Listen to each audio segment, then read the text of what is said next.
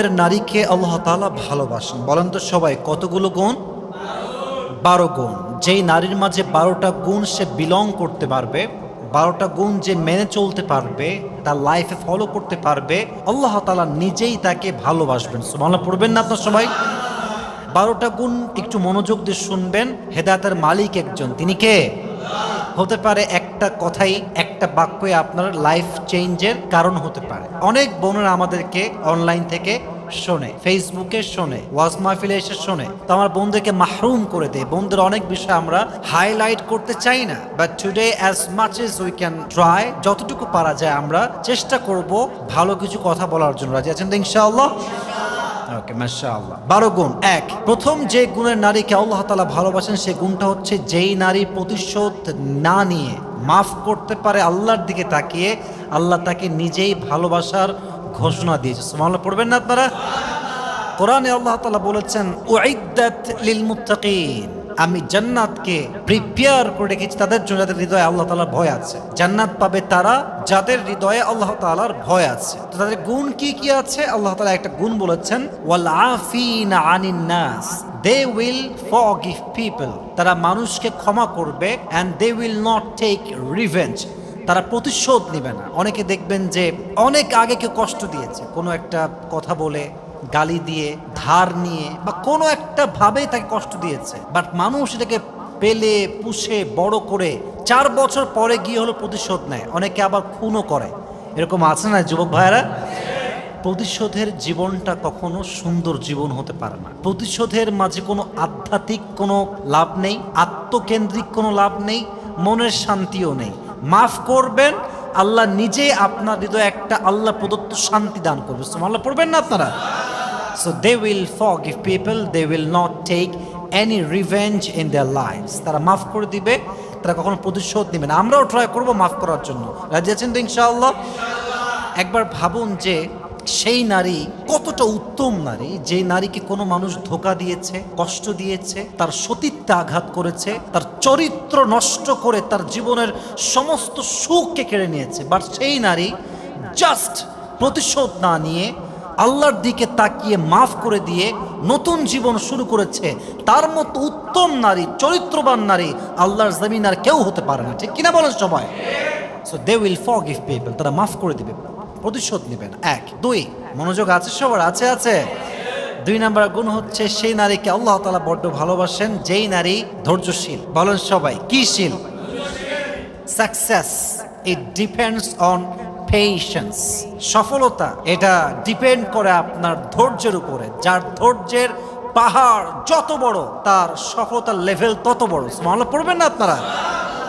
Sabr is about tightening your bond and relationship with Allah subhanahu wa ta'ala when you are doing a lot of hard work, when you are facing so many problems in your life, যখন কষ্ট করে কাজ করছেন, জীবনের সুখ নাই, খালি অশান্তি, খুব স্ট্রাগল, খুব পেইন, খুব প্রবলেম, প্রত্যেকটা মুহূর্তে যদি আপনি আল্লাহর উপরে ভরসা করতে পারেন, আপনি হচ্ছেন প্রকৃতপক্ষের ধৈর্যশীল বান্দা। সুবহানাল্লাহ পড়বেন না?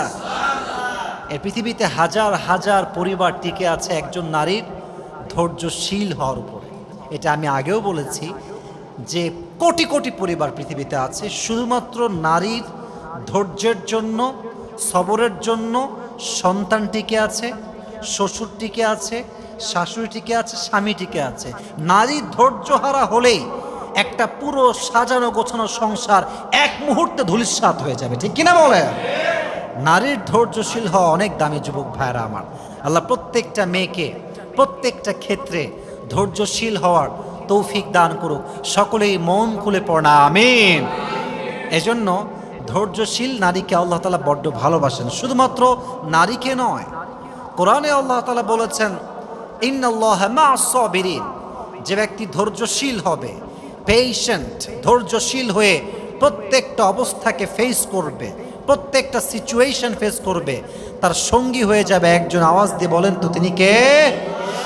এজন্য কোরআনে আল্লাহ তাআলা বলেছেন, ইয়া আইয়ুহাল্লাযীনা আমানুস্তাঈনু বিস-সাবরি ওয়াস-সালাহ, হে মুমিন বান্দারা, হে বিশ্বাসীরা, তোমরা আল্লাহর সাহায্য চাও দুই জিনিসের মাধ্যমে। 1 নাম্বার হচ্ছে আস-সালাহ, নামাজের মাধ্যমে তোমরা সাহায্য চাও, ও সবর, ধৈর্যের মাধ্যমে তোমরা সাহায্য চাও। যে বান্দা ধৈর্য এবং নামাজ দুটোকে একসাথে করে আল্লাহ সাহায্য চায়, আল্লাহ তাই গায়েবীভাবে সাহায্য করে। সুবহানাল্লাহ পড়বেন না?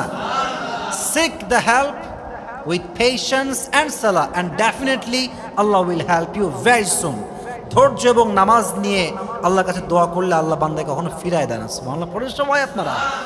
অতএব ধৈর্য হচ্ছে আমাদের জীবনের সবচেয়েতে দামি একটা জিনিস। তবে আমি জাস্ট ছোট্ট একটা বিষয় বুঝাই, ধৈর্য মানেই যে জাস্ট ধৈর্য, ইটস নট লাইক দ্যাট। সবর means patience. It includes aspects of being self-disciplined, remaining spiritually steadfast, and especially showing fortitude when faced with adversity or setbacks. ধৈর্য মানে হচ্ছে আমার জীবনে আপস আসুক বা ডাউন আসুক, আমি উপরে উঠি কিংবা নিচে নামি, যাই হোক, যত কষ্ট হোক, আমার প্রত্যেকটা প্রবলেমের মুহূর্তে যদি আমি বলতে পারি যে আল্লাহ আমাকে দেখছেন, আল্লাহ সমাধান দিবেন, আল্লাহ আমার সাথে আছেন, এটার নামই হচ্ছে ধৈর্যের সর্বোচ্চ লেভেল। সুবহানাল্লাহ পড়বেন না আপনারা? আধ্যাত্মিকভাবে শক্ত হতে হবে এবং যে কোনো কষ্টে, দুঃখে, বিপদে নিজেকে দৃঢ়তার সাথে শক্ত রেখে, মজবুত রেখে ওইটাকে ফেস করার নামই হচ্ছে ধৈর্য। সুবহানাল্লাহ পড়েন সবাই আপনারা। আমরা ট্রাই করব আমরা প্রত্যেকে ধৈর্যশীল হওয়ার জন্য, আমাদেরকে তৌফিক দান করুক। সকলেই মন খুলে পড়া আমিন। 3 নাম্বার, ওই নারীকে আল্লাহ তাআলা বড্ড ভালোবাসেন যে নারী অন্যায় করে, জুলুম করে ফেলে, আবার সঙ্গে সঙ্গে মাফ চেয়ে ফেলে।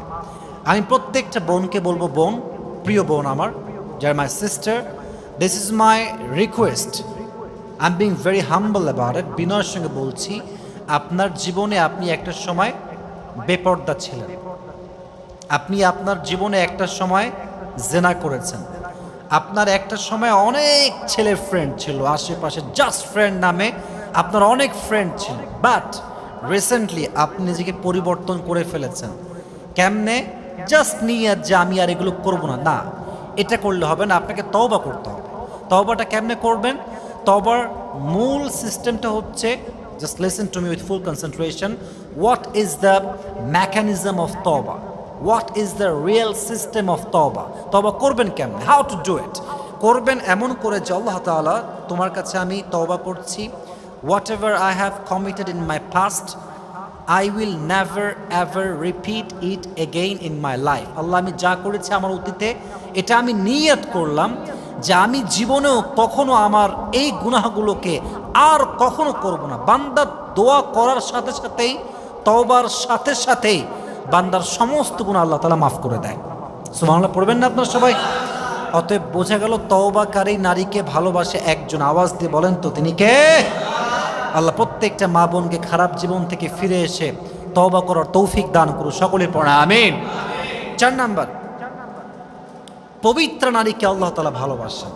এটার ছোট্ট একটা ব্যাখ্যা দিব, বাট এই ব্যাখ্যা শুনে কেউ লজ্জা পাবেন না। ব্যাখ্যাটা হচ্ছে এরকম, অনেক মেয়ে দেখবেন হাজব্যান্ড ওয়াইফের, মনে করেন যে যেটা ইসলামিক পরিভাষা আমরা বলি জেমা হয়েছে, আই মিন সহবাস হয়েছে। তো এই সেক্সুয়ালি রিলেশনশিপের পরে এই কাঙ্ক্ষিত যে আমাদের যৌবনের চাহিদা, এটা পূরণ করার পরে কিন্তু কী হয়ে যায় জানেন? গোসল ফরজ হয়ে যায়। গোসলটা কী হয়ে যায় যুবক ভাইয়েরা? ফরজ হয়ে যায়। তো অনেক মেয়ে আছে দেখবেন ফরজ হওয়ার পরেও গোসল করে না, ওভাবেই ঘুমিয়ে যায়, ওভাবেই থেকে যায়। তো এইটা ঠিক না, কারণ আপনি যে অপবিত্র অবস্থায় আছেন, আমাদের মৃত্যু কখন আসবে এটাকে আমরা কেউ জানি? বলেন, জানি? কেউ আমরা জানি না। অতএব কি করবেন? প্রত্যেকটা অবস্থায় অজু করে থাকবেন, আর যখন গোসল ফরজ হয়ে যাবে গোসল করবেন। আমার প্রত্যেকটা বোনকে এই কথাগুলো বোঝার তৌফিক দান করুন। সকলে পড়া আমিন।